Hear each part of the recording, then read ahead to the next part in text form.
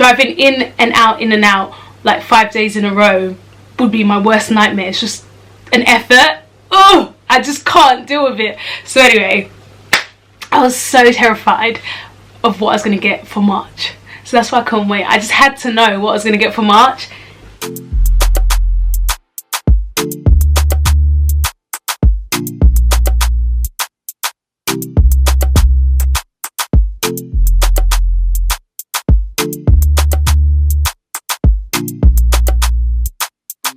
Hello everyone and welcome back to my channel. If you're tuning in for the first time, where have you been?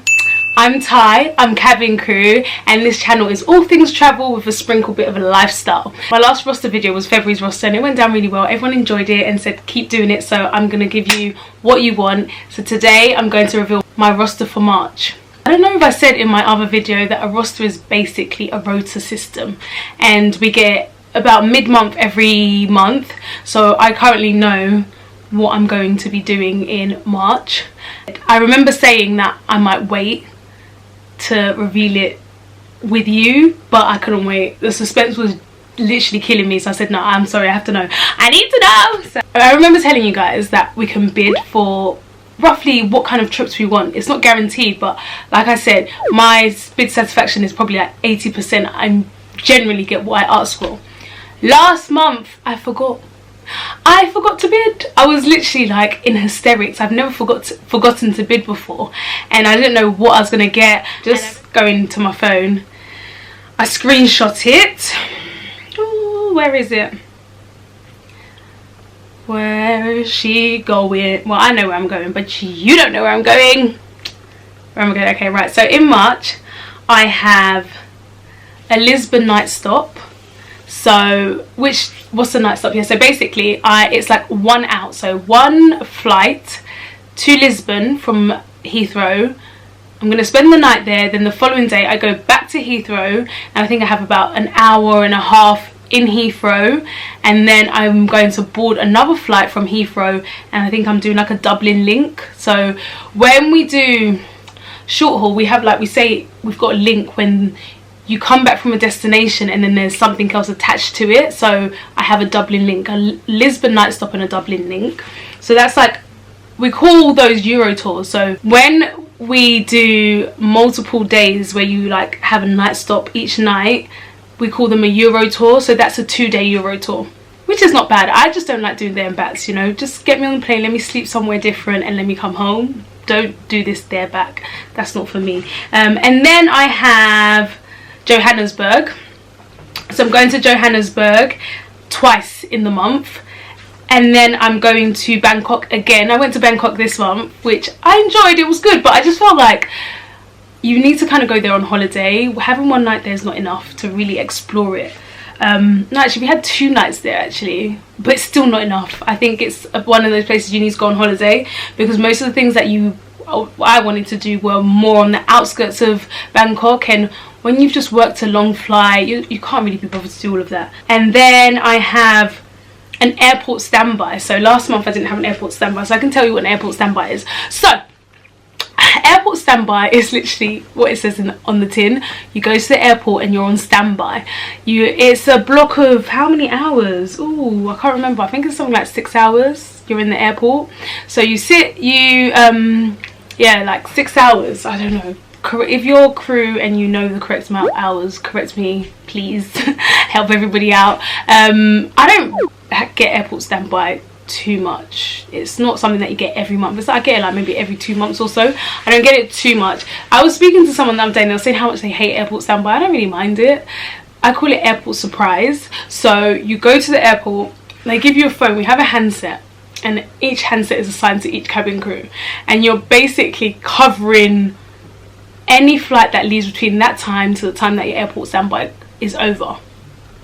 So just in case someone doesn't turn up, someone falls ill, someone's late and they need someone to quickly cover that flight, you're there on standby. It's almost like when doctors are on call, that kind of thing, where you have to stay in the area of the hospital.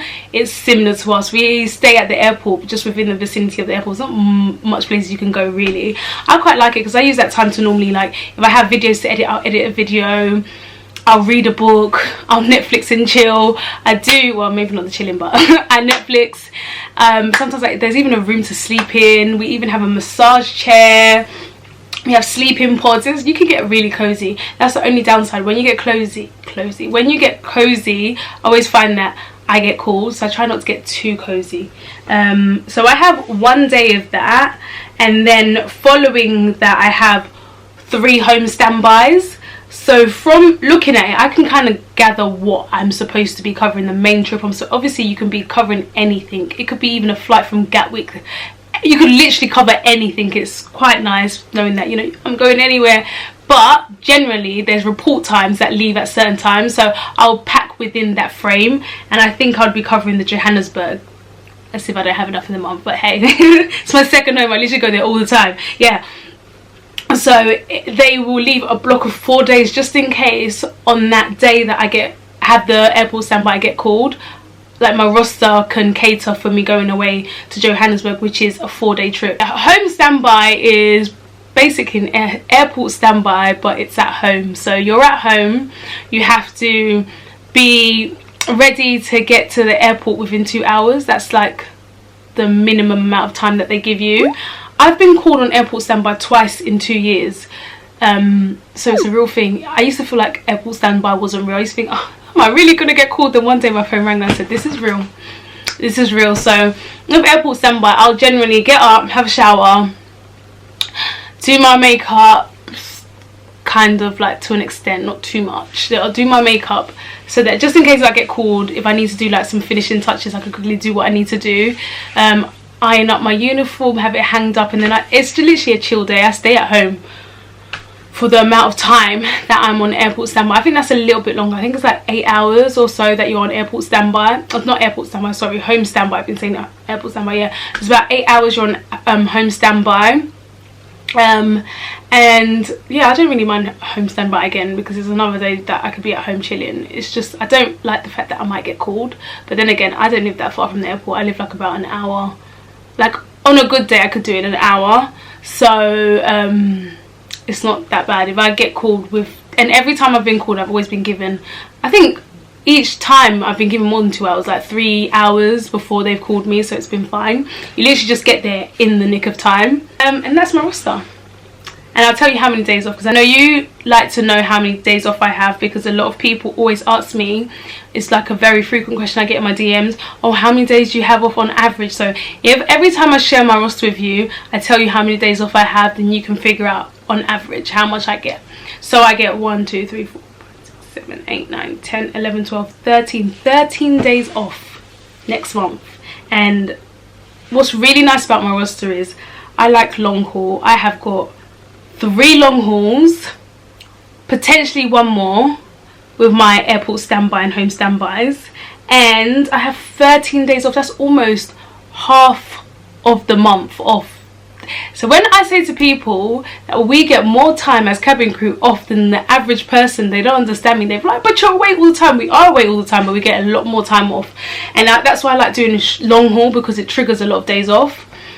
So that's personally why I like it. And another thing, can we just in awe of my roster, because I didn't bid, I have every single weekend off. Okay, so not every, like, it's not entirely the weekend, but it is basically I at least have a Saturday or a Sunday off. Like I get some time in the weekend off. I didn't bid. That is amazing. My roster, I really enjoyed it. I loved it. When I opened it, I was like, yes, I loved my roster. So that's my roster for next month. If you want me to keep doing this, you might get bored of it afterwards, but I quite like it. It's like nice, quick, easy video to record, and I really like sharing where I'm going with you guys. Thanks for watching, and make sure you come back next time. Bye.